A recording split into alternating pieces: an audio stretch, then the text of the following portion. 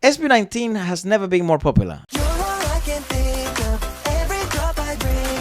BINI has never been more popular. Arguably G22 as well has never been more popular. And now, and the Kaya, I think, as well. And now they're all coming together. This is essentially the strongest P-pop scene that it has ever been. And Pure Gold makes it happen. I want to check out this event because it's been really interesting. Even RICO BLANCO was here. What? Okay, the production was also 10 times hyper. And they always have good production. Yeah. They got freaking fire breathers on stage. Last year they had it too.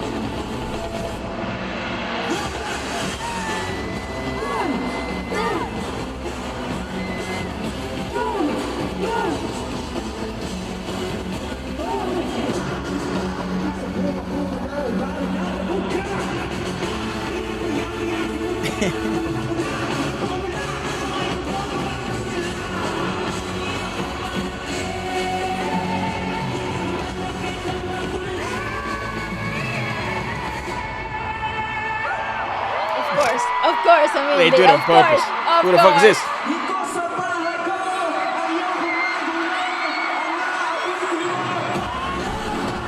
Oh, that's RICO. Oh my god, he looks cool. Yeah, this guy never ages.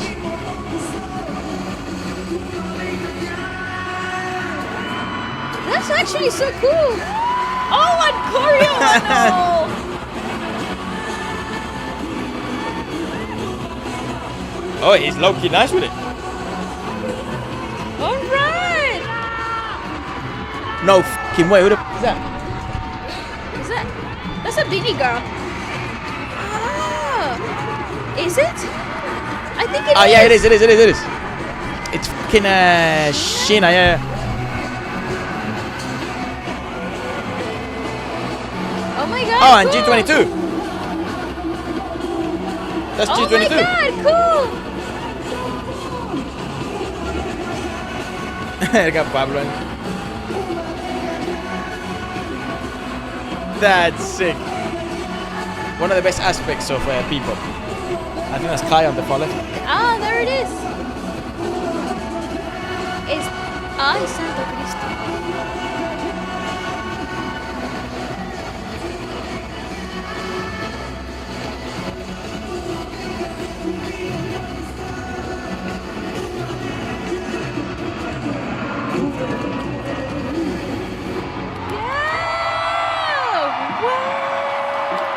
Caught it.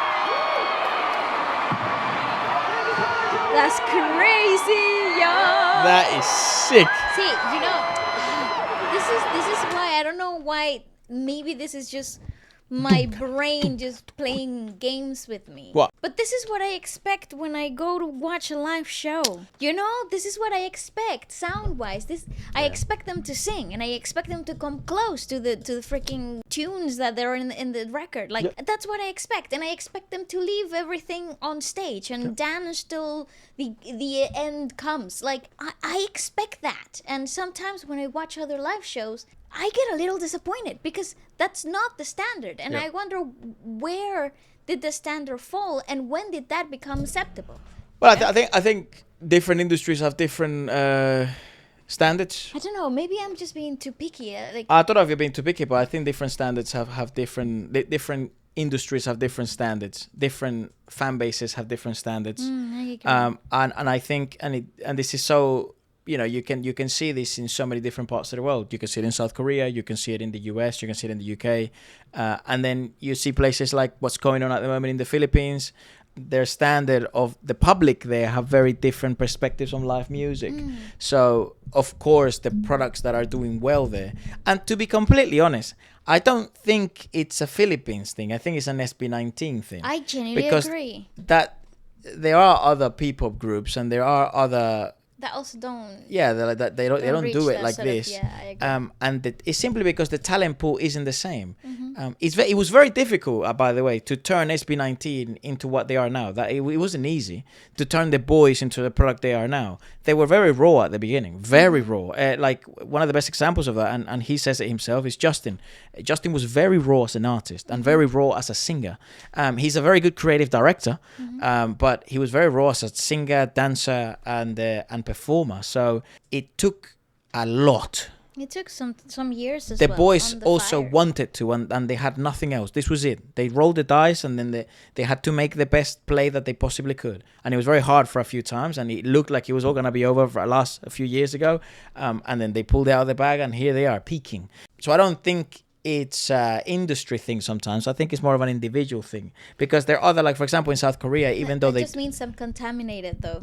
That just means that I That's not have bad. a new standard, and yeah, that's good. That's what unicorns have. That's what happened when fucking Michael Jackson came into the scene with the Jackson 5s, and then Michael Jackson revolutionized his own music.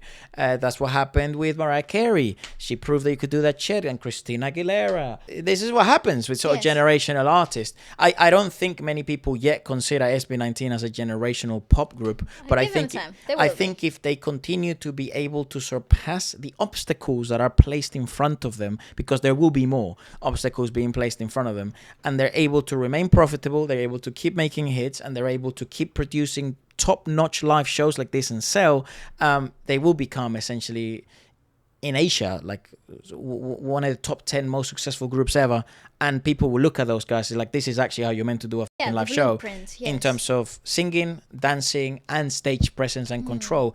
There's also a funny thing, because people think that in the Philippines, the fact that at the beginning there's lack of funding, there's lack of investments, there's no angel investors, the big labels also have limited budgets. There's a big downside to that, which is the obvious one. You can't produce stars at the rate that the West does, or at the rate that these other countries can, where they have big investments. But the other side is, you have to work with better talent to begin with, because you don't have that much money to then create the makeup. You don't have that much money to have the best sound engineers. You don't have the best, the greatest money to then create the best live shows that don't rely on musical ability. Correct. If you have those caveats, it does force you to cast better. And if you're casting better for your groups, you are essentially then having to work on a foundation that's a lot stronger, or a product where the material is a lot better, and is more long lasting. What's happening at the moment in other pop groups, and other pop industries, Korean pop, Japanese pop, T-pop, I-pop, C-pop in China, even here US pop, it's that in the West they have figured out a way for the longest time ever, especially in pop, that you don't necessarily need the best raw product to create the best selling product. It's actually the irony of the US at the moment. There's so many talented people in the US, for the love of fucking Jesus, and unfortunately the formula keeps repeating itself. All you need is a very pliable individual, someone who's willing to bend the knee, someone who's willing to sacrifice everything for it. Looks don't even matter that much, because now everyone goes under the knife. A big personality. They need to be a big personality. That's part of it. And then if they can sort of sing, that's good enough. That's why you don't see the Benson Booms come every so often. You don't see the Harry Styles come every so often. And here's the funny thing with One Direction, now that we go into another pop group, there was talent there from the beginning. But it took them a fucking long time to shape them into the artists that they are now. If you would have told me Harry Styles would have been the next Elton John, I wouldn't have believed you. I saw the kid when he was auditioning. I was in school then. I saw him audition, and I saw my friends go crazy with the kid. And I was maybe 12, 13 years old, and I'm like, I don't know what you guys are seeing. And I was wrong. I was fucking wrong. But the kid was willing to sacrifice everything from it. And it turns out, actually, he had very good raw materials there. And he was willing. So God bless him. Zayn is the same story. Niall Horan. What great artist, that kid. Yeah, honestly. So it's like, God bless the other lad, that Liam. Yeah, God bless that lad. What a conflicted story right here. I don't know. Maybe to counterpart my own argument, I don't know if it's an industry standard thing. I think it's more of an individual standard thing. And we basically just saw now, there's a Korean show called Water Bomb. People have an opportunity there to choose What EQ do you have? What show do you want to put on? Would you like to sing? Would you like to not sing? And as purists and musicians, Wlsk is very conflicted because there's other top-notch groups at the moment. Blackpink has come back and they've done ginormous shows, and they have the usual splitting that they usually have, and other groups are doing the same, and lip syncing is somehow making a comeback. So it's like. But what does that mean for the actual music? music? Correct. What does it mean? Sorry for the rant. I do want to have a look at BINI. It says here that they brought out James REID. Ah, cool. Shout out James. Okay, the outfits, as always, slaying. Trademark BINI. Trademark BINI.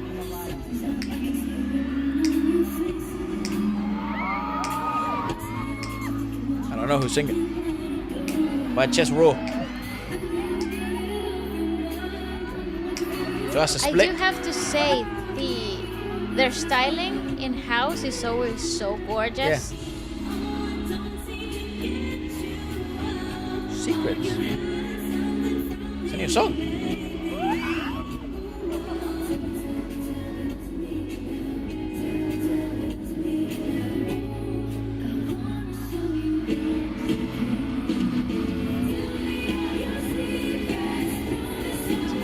Very James REID song. Yeah, but we've heard this. This is in the album, no? Ah, yeah.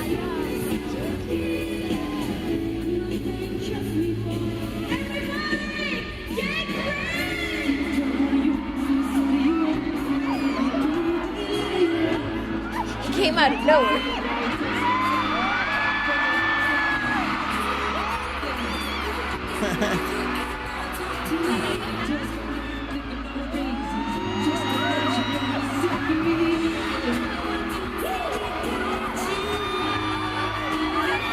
Oh shit. Did you just know that behind the scenes of this, like the dressing rooms must have been a blast.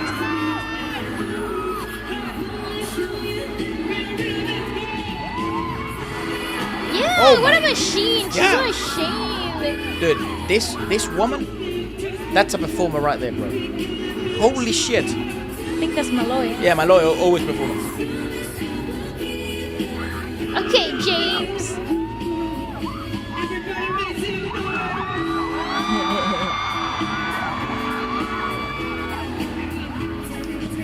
Sheena just in the back casually teleporting from the SB19 set to Yeah, now. literally.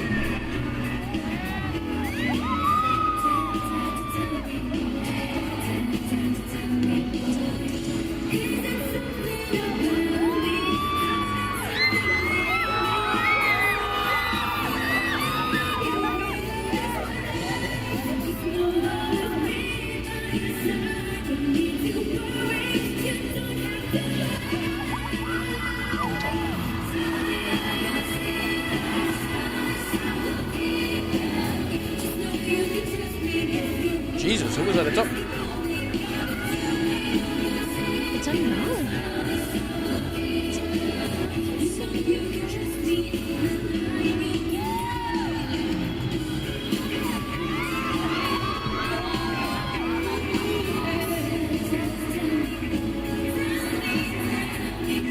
Okay, James.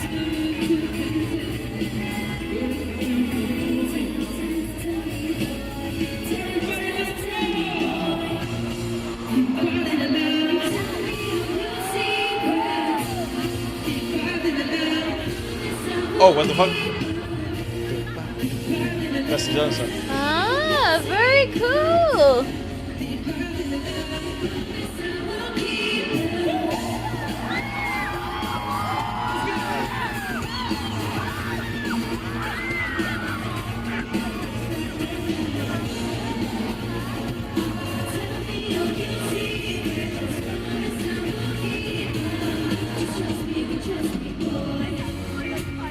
It's a nice little medley.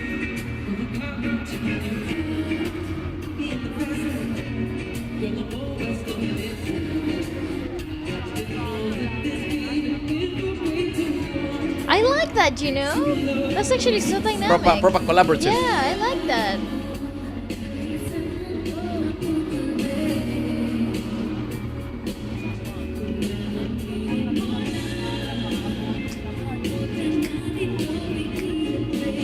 I swear the BINI girls look like fairies.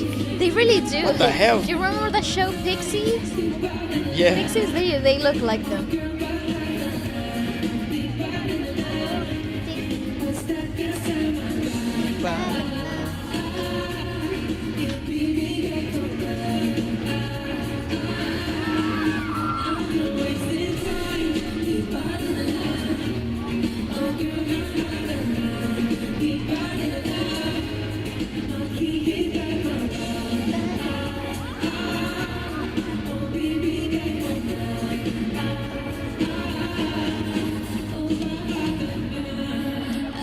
You look like real life fairies. What the fuck?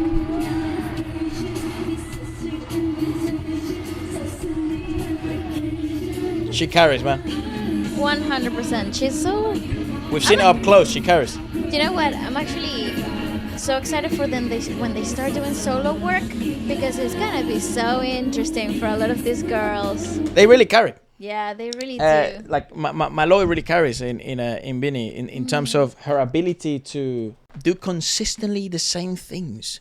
Yeah, I agree. It's really, really interesting. We have mentioned that before. I thought as well, like Colette works very hard in a lot of the dance aspects of it, and I think they do count on Colette a lot to sort of carry both visually and dancing wise. Same as Gwen. I feel like Gwen is also like one of my favorite dancers from the Yeah. beginning. Interestingly enough, was she there, by the way? I couldn't. yeah, I she couldn't was. tell. She was Okay. just on the left.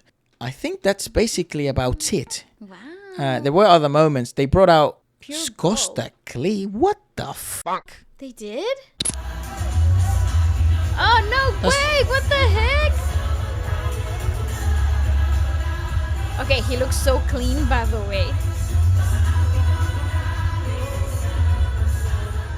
Still Like looks an ad or so something. good.